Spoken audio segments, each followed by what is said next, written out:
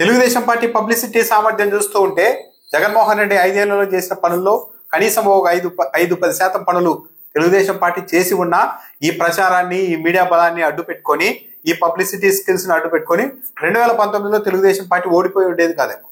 నేపాల్లో కొందరు తెలుగు వాళ్ళు చిక్కుకున్నారు. ఇది సాధారణంగా అయితే ఇలాంటి పలు దేశాల్లో, పలు రాష్ట్రాల్లో ఇలాంటి ఇబ్బందులు వచ్చినప్పుడు తెలుగు వాళ్ళు అక్కడ చిక్కుకున్నప్పుడు సాధారణంగా ప్రభుత్వ పెద్దలు ఆదేశాలు ఇస్తే అధికారులే రివ్యూ చేస్తూ, అధికారులే పర్యవేక్షణ చేస్తూ, ఫాలో అప్ చేస్తూ వాళ్ళందరినీ వెనక్కి తీసుకొని వచ్చేవారు. చరిత్రలో చాలా ఉన్నాయి, వైసీపీ హయాంలో కూడా చాలా ఉన్నాయి. కానీ నేపాల్లో 200 మంది తెలుగు వాళ్ళు చిక్కుకున్నారు అని తెలియంగానే నారా లోకేష్ ను ఎలివేట్ చేయడానికి ఆ ఎపిసోడ్ను వాడుకున్న ఉదంతం చూస్తే చాలా ఆశ్చర్యం కలుగుతుంది.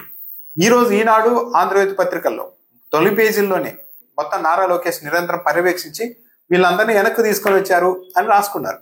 నేపాల్లో ఈ ఘర్షణలు మొదలవగానే మన తెలుగు వాళ్ళని వెనక్కి తీసుకురావాలి అనుకునే క్రమంలో రాష్ట్ర ప్రభుత్వం కొన్ని హెల్ప్ లైన్ల నెంబర్లను ప్రకటించింది. ఆ హెల్ప్ లైన్ల నెంబర్లను ప్రకటించినప్పుడు ఆ ప్రకటనలో మంత్రి కొండపల్లి శ్రీనివాస్ ఫోటో వేశారు. ఎందుకంటే ఆయనే ఎన్ఆర్ఐ విభాగానికి మంత్రిగా ఉన్నారు. ఆయన ఫోటో వేశారు. కానీ హఠాత్తుగా దీని ద్వారా మనం మంచి మైలేజ్ పొందొచ్చని ఎవరైనా ఐడియా ఇచ్చారేమో కానీ నారా లోకేష్ గారు ఎంటర్ అయిపోయారు.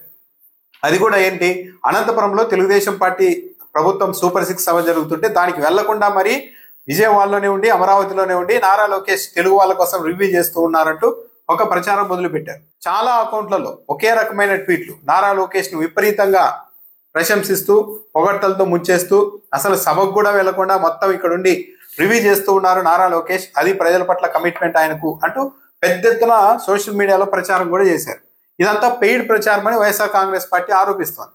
సరే, అది ఏంటి అన్నది పక్కన పెడితే ఒక సాధారణ అధికారుల స్థాయిలో జరగాల్సిన ఈ ప్రక్రియను నారా లోకేష్ ఇంతగా తనకు వ్యక్తిగతంగా పేరు వచ్చేలాగా పబ్లిసిటీ చేసుకోవడం అన్నది చాలా ఆశ్చర్యం కలిగించే అంశం. అంటే చంద్రబాబు నాయుడు గారు పబ్లిసిటీలో ముందుంటారని అనుకుంటే ఇప్పుడు ఆయన కుమారుడు తండ్రిని మించి మరీ సొంత పబ్లిసిటీ చేసుకోవడంలో నిమగ్నమయ్యారా? జగన్మోహన్ రెడ్డి హయాంలో చాలా సార్లు జరిగాయి, కానీ వాళ్ళు ప్రచారం చేసుకోలేకపోయారు. ఇలా కొన్ని చూద్దాం. వైఎస్ఆర్సీపీ హయాంలో ఎన్నిసార్లు విదేశాల్లో తెలుగు వాళ్ళు చిక్కుకున్నారు, పక్క రాష్ట్రాల్లో ఎలా ఇబ్బందులు పడ్డారు, వాళ్ళందరినీ కామ్ గా, సైలెంట్ గా ప్రచారం లేకుండా ఎలా తీసుకొచ్చింది అన్నది కూడా చూద్దాం. ఏది మామూలుగా ఉక్రెయిన్ లో యుద్ధం జరిగింది, మొదలైంది 2022 మార్చి ఫిబ్రవరి నెలలో యుద్ధం మొదలైతే కేంద్ర విదేశాంగ మంత్రి జయశంకర్ తో నేరుగా జగన్మోహన్ రెడ్డి ఫోన్లో మాట్లాడారు.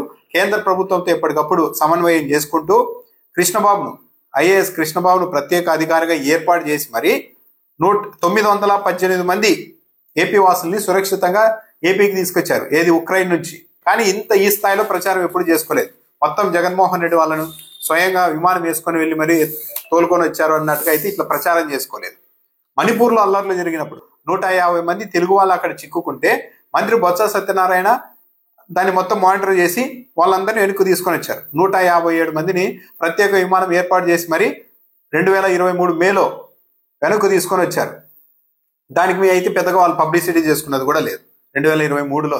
2021 ఆగస్టులో ఆఫ్ఘనిస్తాన్ తిరిగి తాలిబాన్లు స్వాధీనం చేసుకున్నప్పుడు అక్కడ మన 26 మంది తెలుగు వాళ్ళు చిక్కుపోతే హెల్ప్ లైన్ ఏర్పాటు చేసి వాళ్ళందరినీ మళ్ళీ తర్వాత కేంద్ర ప్రభుత్వంతో సంయమనం చేసుకుంటూ వైసీపీ ప్రభుత్వం సురక్షితంగా తెచ్చింది. సూడాన్లో అంతర్గత యుద్ధం మొదలైనప్పుడు 2023 ఏప్రిల్లో ఇదే తరహాలో అంతర్గత యుద్ధం మొదలైతే 98 మందిని, ఏపీకి చెందిన 98 మందిని గుర్తించి కేంద్ర ప్రభుత్వంతో సమన్వయం చేసుకుంటూ వాళ్ళని ఢిల్లీ, ముంబైకి తీసుకొచ్చిన తర్వాత అక్కడ నుండి టికెట్లు, విమాన టికెట్లను రాష్ట్ర ప్రభుత్వం ఏర్పాటు చేసి వాళ్ళని వాళ్ళ ప్రాంతాలకు పంపించారు, తెలుగు రాష్ట్రాలకు సంబంధించి. కానీ ఏ రోజు ఇవన్నీ ప్రచారం చేసుకున్నది లేదు. ఇలా ఈ స్థాయిలో అన్నిటికి మించి పాకిస్తాన్లో శ్రీకాకుళం జిల్లాకు చెందిన 10 మంది మత్స్యకారులు అక్కడ చిక్కుకుపోయారు. జైళ్లలో మగ్గిపోతూ ఉంటే జగన్మోహన్ రెడ్డి పాదయాత్ర సమయంలోనే వాళ్ళ కుటుంబాలకు హామీ ఇచ్చారు, మేము అధికారంలోకి వచ్చిన తర్వాత వాళ్ళని వెనక్కి తీసుకురావడానికి అన్ని ప్రయత్నాలు చేస్తామని. అధికారంలోకి వచ్చిన తర్వాత కేంద్ర ప్రభుత్వంతో నిరంతరం మాట్లాడుతూ ఒత్తిడి తెచ్చి వాళ్ళందరినీ ఏపీకి తీసుకొచ్చారు, మళ్ళీ తిరిగి పాకిస్తాన్ నుంచి. దాంట్లో మళ్ళీ జగన్మోహన్ రెడ్డిని విమర్శలు చేశారు. జగన్మోహన్ రెడ్డి ఏమైనా డైరెక్ట్ పాకిస్తాన్ అధికారులతో మాట్లాడి విడిపించారా ఏంటి, కేంద్ర ప్రభుత్వం లేకుంటే అయ్యేదా అంటున్నారు. ఇప్పుడు నేపాల్ నుండి వీళ్ళు వస్తున్నారని కూడా డైరెక్ట్ గా నేపాల్ ప్రభుత్వంతో, నేపాల్ పోలీసులతో నారా లోకేష్ గారు ఏం మాట్లాడలేదు. కేంద్ర ప్రభుత్వ అధికారులతో కూడా సంయమనం చేసుకుంటే చేస్తారు ఏదైనా కానీ, పక్క దేశాలకు సంబంధించిన అంశమైనప్పుడు. అప్పుడు మాత్రం జగన్మోహన్ రెడ్డిని విమర్శించారు. ఆ మత్స్యకారులు వచ్చి జగన్మోహన్ రెడ్డిని కలిసి కృతజ్ఞతలు కూడా తెలిపారు, అప్పుడు విమర్శలు చేశారు. ఇప్పుడు మాత్రం నేపాల్ నుంచి 200 మందిని తెస్తూ ఉంటే విపరీతంగా పబ్లిసిటీ చేసుకుంటున్నారు.